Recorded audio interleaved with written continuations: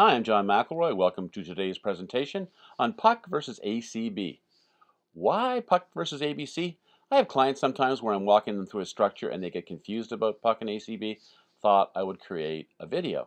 I also want to highlight a couple of PUC problems, things that come up frequently, like why multiple classes of shares are sometimes better than single class, problems with mandatory redemptions to provide liquidity, and why selling shares might be better than having a corporation reacquire or redeem those shares. So let's get at it. We need to understand the difference between PUC and ACB. What is paid up capital or PUC? What is adjusted cost base or ACB? When are they relevant? Well, we'll start with PUC. PUC is related to a corporate share. Specifically, it's related to the class of shares. ACB is related to a shareholder owning a share. So ACB is related to individual shareholders. So PUC attached to class of shares, ACB attached to individual shareholders.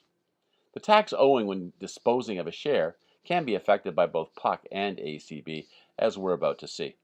When is PUC important? This is worth noting. PUC comes into play when a corporation reacquires or redeems one of its own shares. I mean, if an issuing corporation is not involved in the transaction, PUC is probably not going to be relevant. Let's look at an example. You make an investment in a new company in 2011. It's a $100,000 investment. You pick up a 100 Class A shares. What's the PUC of each Class A share? Well, you take the invested capital, the stated capital, divided by the number of shares in the class, and that will give you the PUC for each Class A share of $1,000. That's really the starting point of tax PUC. It's the legal stated capital as described in the Canada Business Corporation Act or the Ontario Business Corporation Act. So if the PUC is $1,000 for each Class A share, let's look at this scenario. 2014 rolls around, and you have the opportunity to dispose of 50 Class A shares and receive $200,000 for them. So you're going to get $200,000. The shares cost you 50. Your gain is going to be $150,000. Question is, what is the tax treatment on your $150,000 gain? That depends entirely on who acquires those shares.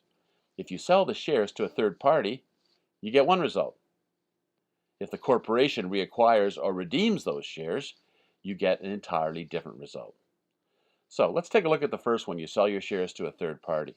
In that case, only one calculation is needed, the standard capital gain calculation, where we take the proceeds of disposition, we subtract the ACB of the shares, in this case 50,000, we get a capital gain of 150,000 bucks. That's a pretty good result. Capital gains attract a preferential tax rate. But if the corporation reacquires or redeems those same shares, two calculations are needed. We need to calculate the deemed dividend and the capital gain. Deemed dividend is calculated by taking the amount that the corporation pays for the shares, 200,000 bucks, minus the PUC of those shares, 50,000. The PUC for all of them was 100,000. We sold half, the PUC is 50. The 84.3 deemed dividend is 150,000 bucks. The capital gain calculation starts with the disposition amount, which is nothing more than the amount paid by the corporation less the deemed dividend, 50,000 bucks in this case. The ACB is also 50,000. Capital gain is zero. Still, all in all, this is a bad result because we're going to pay a lot more tax on a deemed dividend of 150,000 than we would if it was a capital gain of 150,000. Another example. Purpose of this example? To demonstrate that issuing the same class of shares to later investors results in bad tax results if the exit involves the corporation reacquiring or redeeming those shares. And we also want to see how selling shares to a third party results in a better tax result than having a corporation reacquire those same shares.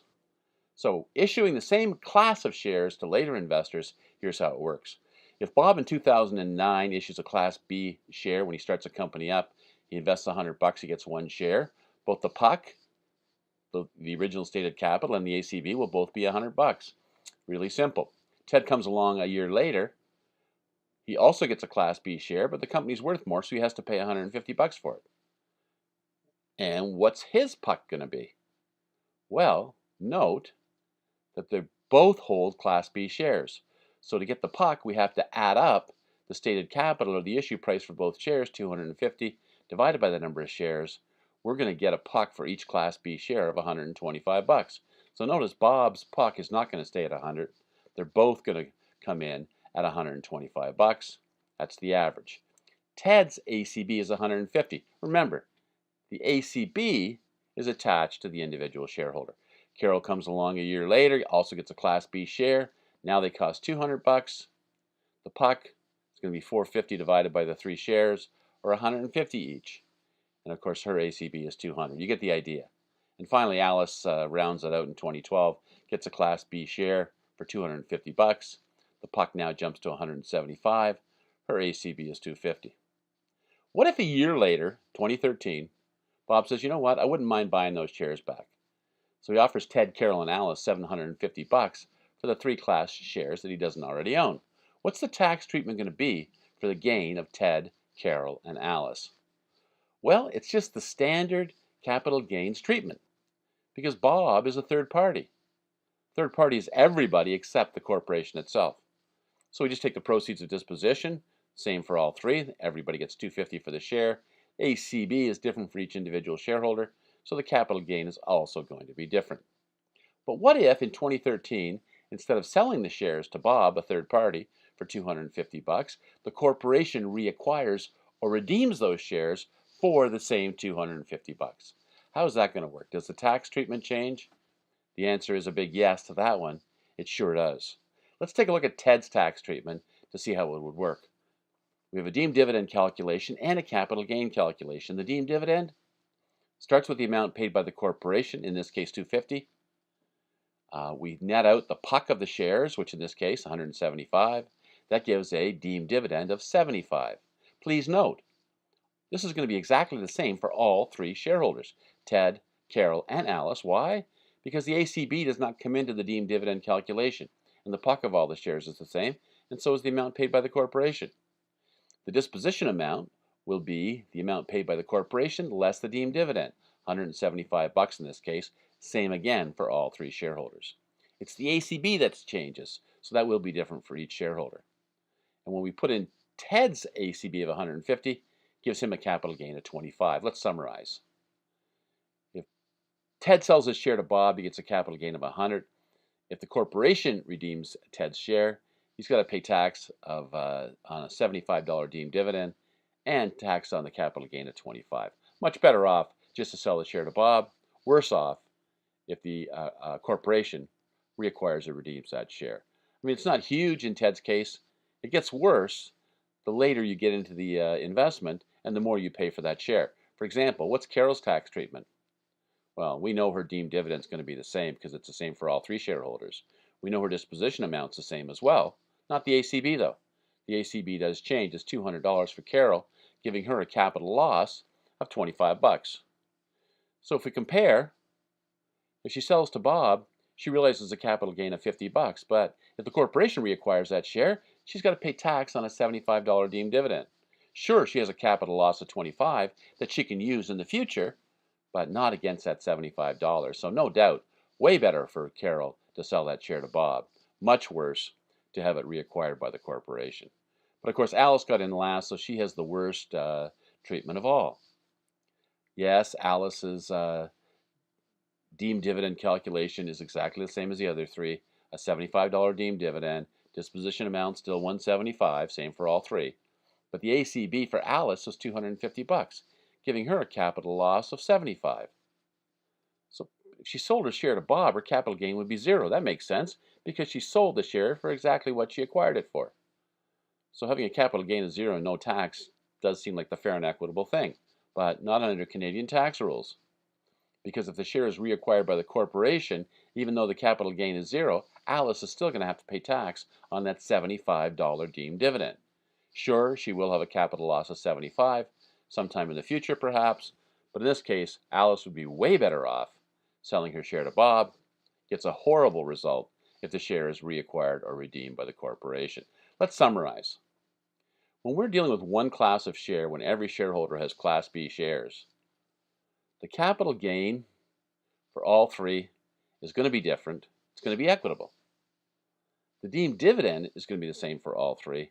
The capital gain changes. But it's clear to see here that Alice, the last one in, has the worst result. Allison bought and sold at the same price, $250. She didn't realize any gain, but she's still paying tax on that $75. deemed dividend. But can we change it up and improve the tax consequences of later investors? If so, how? What if we issue each new shareholder a different class of shares, where the PUC is always equal to the ACB? Let's take the Class B example or scenario and change it up. I mean, Bob can still have his Class B share. He's the first one in at $100 with a PUC and an ACB of 100. But this time when Ted comes along a year later, he doesn't get a Class B share.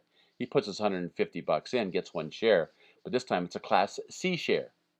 And since they don't have the same class of shares, the PUC doesn't have to be averaged. His PUC's going to be 150. ACB will be 150. Same for Carol a year later. She's got a Class D share for $200. Her PUC is 200. Her ACB is 200. These PUC calculations aren't averaging out because the class of share differs. Alice, 2012, she picks up a Class E share for $250, and both her PUC and ACB are 250. What's Alice's tax treatment going to be? I mean, I could do Ted and Carol, but let's take the worst case, Alice, just to save a bit of time. We'll get the picture quite clearly with Alice's tax treatment. The amount paid by the corporation is $250. The PUC of her shares also $250. So Alice has a deemed dividend of exactly $0. Her disposition amount's also going to be $250, which is the amount paid by the corporation minus the $0 deemed dividend. Her ACB is $250. Her capital gain is $0. This is the way it ought to be. Alice didn't see any gain, so her deemed dividend should be $0, and her capital gain is $0, which is what happens when Alice comes in last and has her own class of shares. So the key difference between the two of them is the first time around, everybody got Class B shares. This time around, Bob got Class B, Ted Class C, Carol Class D, and Alice Class E. Let's take a look at the one class versus the multiple classes and see how it works in summary form. When we sell the shares to Bob, it doesn't really matter whether the shares are one class or multiple classes. The capital gain is the same in both circumstances, which makes sense because the capital gain calculation does not involve PUC at all. It's just proceeds minus ACB gives us the capital gain. But if we go over to having the corporation reacquire or redeem the share, it's a little different. It was a standard deemed dividend of $75 when they all had the same Class B shares, but the deemed dividend changes when each later investor has their own class of shares. And note that with multiple classes, the capital gain or loss is $0 in every case. I mean, to be fair, Ted fares a little bit worse with multiple classes. However, Carol fares better with those multiple classes, and, of course, Alice fares much better with those multiple classes. Multiple classes of shares protect later investors. So, what are the takeaways? Number one, consider issuing multiple classes of shares to protect later investors.